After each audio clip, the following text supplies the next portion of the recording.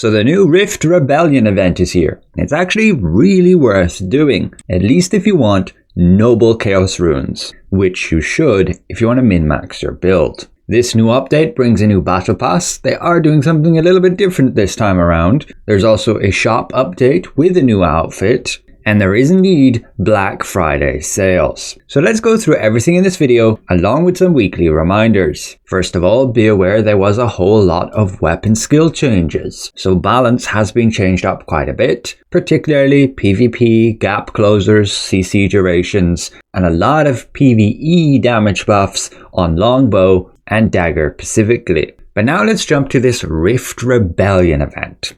So you're going to have either in Stoneguard or Harbour Village a portal spawning, and you want to enter this portal. So you end up going back in the past, I believe, and there are hundreds of players here, at least on a populated server. You're just going to have to wait 1 minute here in Stoneguard Castle before the event starts, but once it does begin, you can see the objectives listed under the minimap there. You just have to reclaim the resurrection locations, reclaim the pillage zones, and destroy the summon stones. Summon stones you find up on like the roofs here. There are also some mobs that spawn in that you can kill. Not overly necessary though, but be aware of the drops. As per the Korean event blog, we haven't got ours yet, these mobs can drop fragments for the event, solent, artifact boxes, and runes, just normal runes. We'll get to the chaos runes later. So ultimately, just do the objectives. You don't have to kill the mobs unless you want those rewards. And you can see this pillage stone, well over 100 people in this instance. Probably 200 if not 300. Because not everybody's going to have managed to get there in time. But I am on a pretty populated server, Cascade in EU. So once you've done all of those objectives, we just need to kill 2 more summon stones. You can then come to the wall here. And you need to take down these golems, and you can see as soon as we've got rid of that summon stone, the wall collapses here.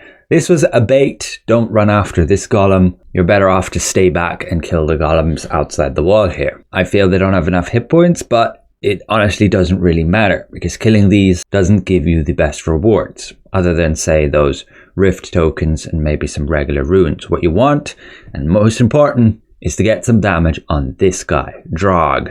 He will drop you those noble chaos runes, and I believe it's based on contribution. Similarly, the time you get your rewards will be based on contribution, and this took nearly a minute to get all of these drops to pop out, which is kind of crazy. Just as I'm giving up, my turn comes and we get those drops, the fragments and the chaos runes.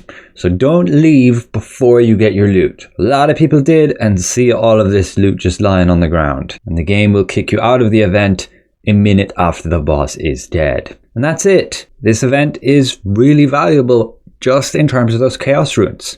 And the amount of times you can do this per day is listed in our update notes just here. So Monday to Friday, there are 3 time slots. So this is 1830 UTC or server local time. If you go to your settings, language time here, you can change this to local standard time. And I believe this should then be your server time on the calendar. Not 100% sure, but this will differ based on your server. For me, it's just these exact times. Easy to go to them. Saturday and Sunday there'll be an additional time slot at 4:30. Now these event locations will alternate between Stoneguard Castle and Harbour Village. We knew the first event would occur in Stoneguard because of the Korean blog. It stated here, the first will begin in Stoneguard Castle and then sequentially after in Harbour Village. So the next one for us on my server will be over in Harbour. And on the Korean event blog, you can also see the exact location of where those portals should spawn. I believe you have a minute to enter them before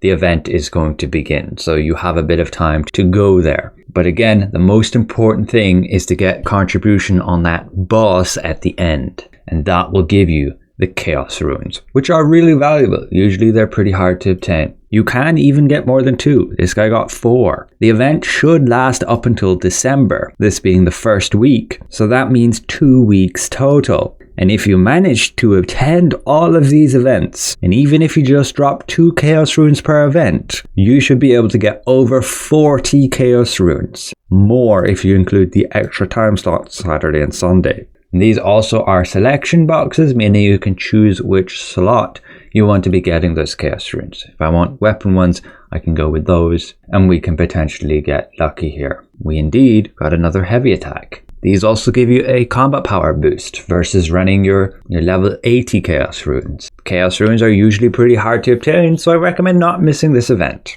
With those Rift Fragments, we can see we obtained 40 of them from killing the boss, and we got another 10 by killing some mobs. You spend them at the Rift Fracture Exchange Merchant, and you can get upgrade materials here, your heroic stuff, some titles, an amatoy, unlock stones, conversion stones, extract stones, and some furniture crafting stuff. If you try go to all of these events, I'm sure you'll get more than enough Rift Fragments to be able to buy out everything here. But now let's jump to the new Battle Pass.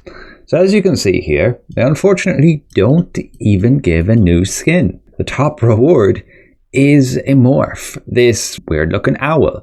But ultimately the main reason to buy this thing would be the progression materials. You can see that just here, everything you'd obtain, including 8 of those noble Chaos Runes, which doesn't seem like a lot when we'll be getting at least 2 on every Arceum event. We can look at the other materials and you can deduce if it's worth it for you. For me, I don't think so at this point. The main reason I purchased previous ones was for those heroic materials to get the upgrades. At this point, I don't really need any more, unless I want to make some other build using different heroic equipment for PvP with PvP stats. But even then, I'm not sure it's worth spending all those unlock stones versus just saving them for new gear. So again, on a personal level, I don't think it's worth 500 Lucent, even just all this. But even so, you get some decent rewards just for free. So do your tasks, claim your points, and once you finish this thing, you'll start earning lots of star crystals,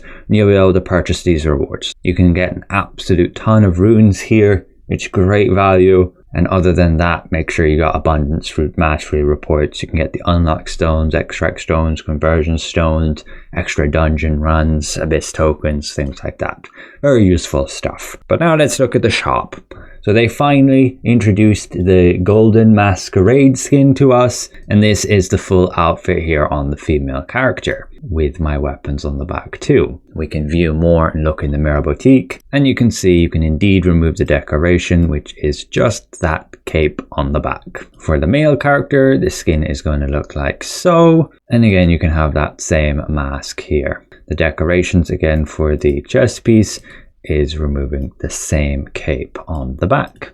Not a bad skin in my opinion, and it'll set you back 900 Lucent. Oh, and yeah, if you look closely in the Mirror Boutique, you may have noticed they added this, which has a few styles like removing the headphones, just the glasses, or just the headphones.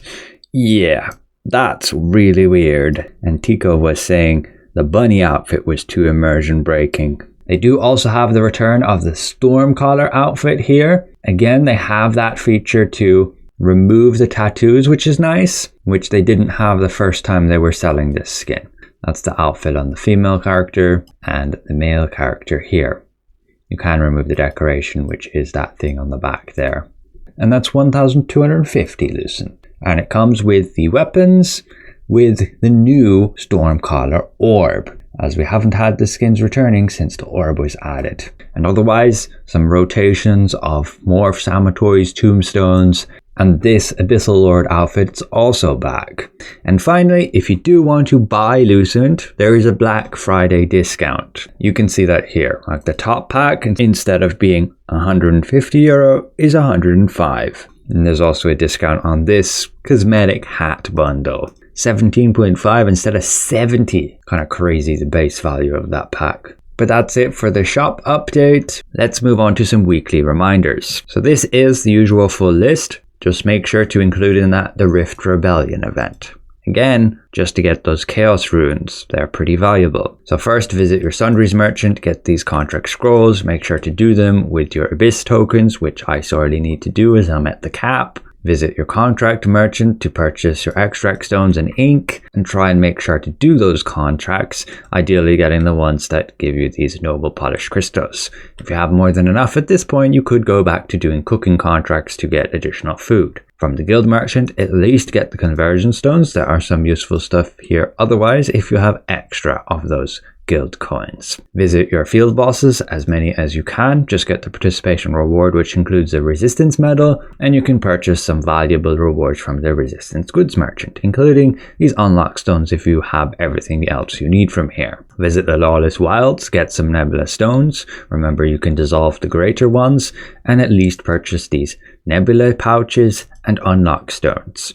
And otherwise, if you want to spend longer time, you can get the conquest chests. Do your battlegrounds on ranked or normal, and at least get the combat coins to be able to purchase your runes here, and then these chance chests. If you climb the ranks, there are some additional rewards you can get here at quite a big solid cost. Do your raid, normal, hard, nightmare if possible, and purchase your 5 chaos prisms here. The dimensional trial for this week is the return of void wastes. Very easy one to do, but the bare minimum would be to accumulate these points to obtain all these runes and that extra noble chaos rune and nebula chest. Opening the chest when you complete it using your dimensional contract token 2s. Additionally, do the random normal queue here for these extra boxes using your dimensional contract token 1s. For secret dungeons, do your Tale Tower contracts, your Gate of Infinity here, just at least to get the achievement rewards, and Hall of Illusion 3 times to just get all of these runes and potential chance at nebula gear. And that's ultimately it for the weekly reminders. There's of course extra content you can do if you're in like a hardcore guild. GVG, Boonstones, Riftstones, Arch Bosses, Inter-Server, Castle Siege, etc. And just as a reminder from Tico Talks earlier, we do have a bunch of stuff upcoming this December, like the DPS meter, 3-star dungeons for trials, a new Abyss dungeon event, new tier 3 gear, rune presets, the Christmas event, and early next year should be Tower of Greed, a new Battlegrounds mode, new co-op dungeons, and later on from that a new region, a new raid, and other major features. So plenty to look forward to. So ultimately, thanks for watching. Another special thank you to all my channel members, and we'll see you guys around.